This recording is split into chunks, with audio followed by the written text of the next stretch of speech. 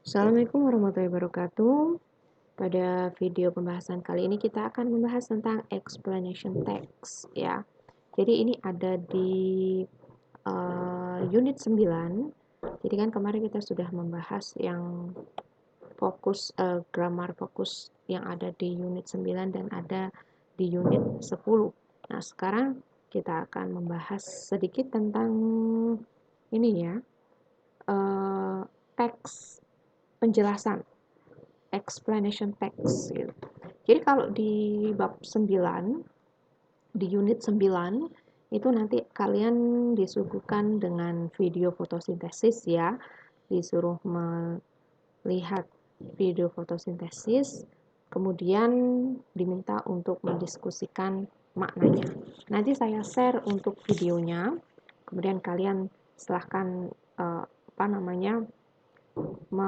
ini sendiri ya, mencari tahu vocab yang ada di video tersebut dan apa maknanya gitu. Mungkin kalau yang fotosintesis karena ini bahasa Inggrisnya itu bahasa Inggris umum, kalau fotosintesis itu kan mungkin lebih ke biologi. Kemudian setelah fotosintesis, selanjutnya yang kita bahas adalah tentang teks ya, explanation text. Ini di sini kalau yang ada di buku itu tentang butterfly life cycle. Jadi nanti bisa Anda baca ya. Silahkan Anda baca, nanti saya kasih PDF-nya. Kemudian after reading ya, you can put this water cycle into the correct order ya.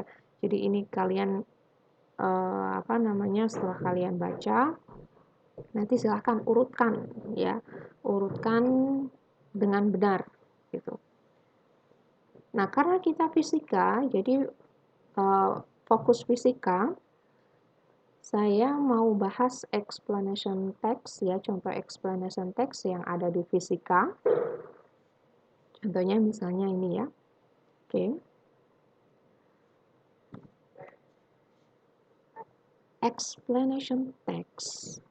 Kapan kita menggunakan explanation text ya? When do I use it ya? Kalau di sini to tell or explore how things work or how they come to be. Jadi mungkin kalau di fisika itu kan banyak sekali fenomena alam yang terjadi ya, fenomena alam yang terjadi. Kemudian kita disuruh menjelaskan bagaimana hal ini bisa terjadi. Kayak misalnya kalau di SMA ya. Kalau di SMA itu kan misalnya bagaimana kok bisa sih terjadi pelangi, kok bisa sih terjadi hujan gitu ya. Kenapa langit kok biru? Itu kan biasanya untuk menjelaskannya kita pakai explanation text. Nah, strukturnya ya, yang pertama itu ada statement. Jadi write what is going to be explained.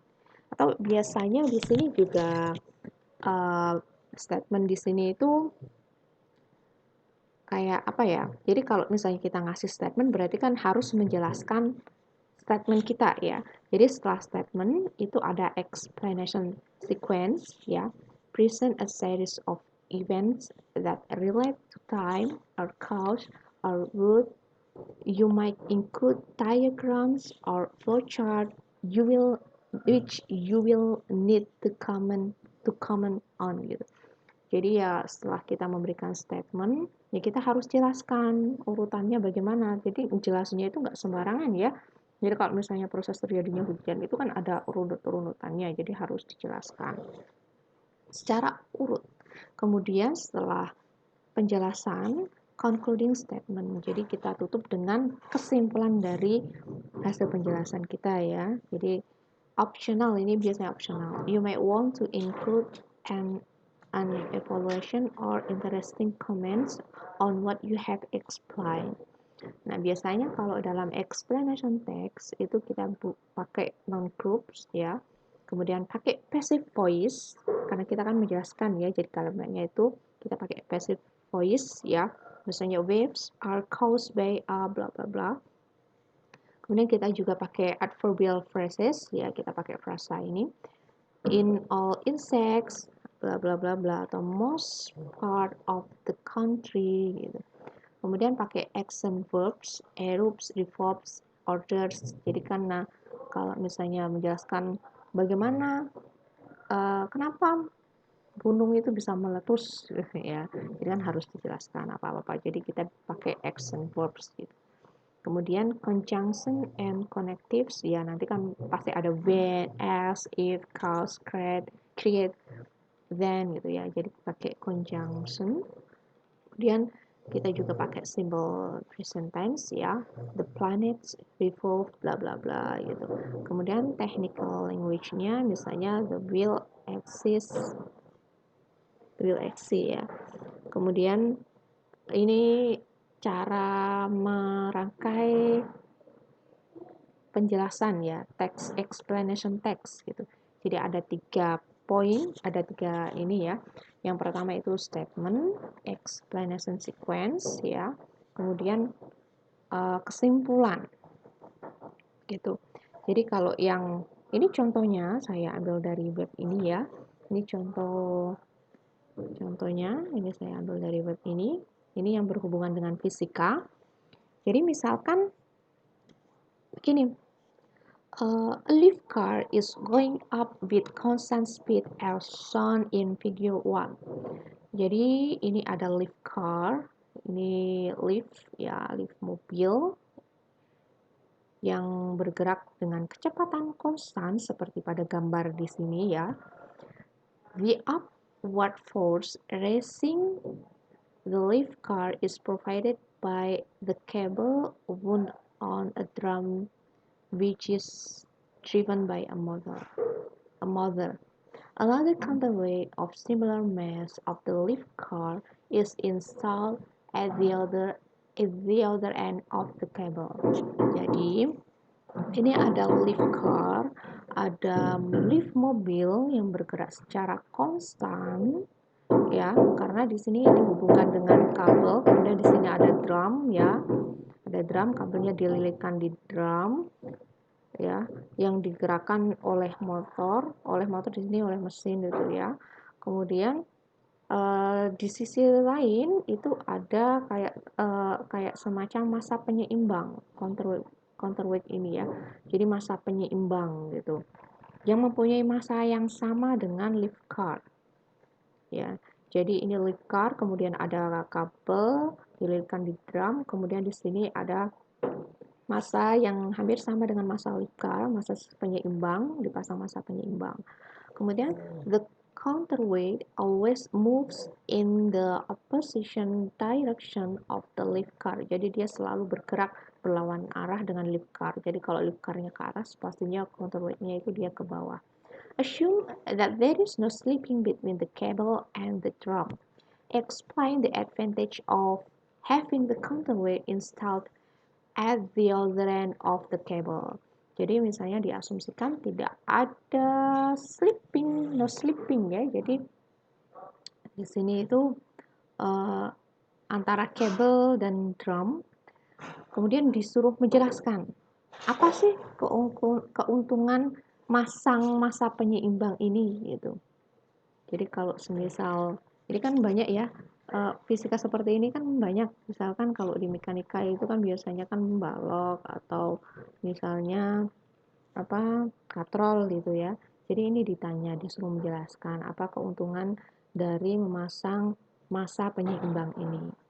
Nah, ini bisa kita jawab dengan if the counterweight is installed. Jadi kan bisa dijelasin ya.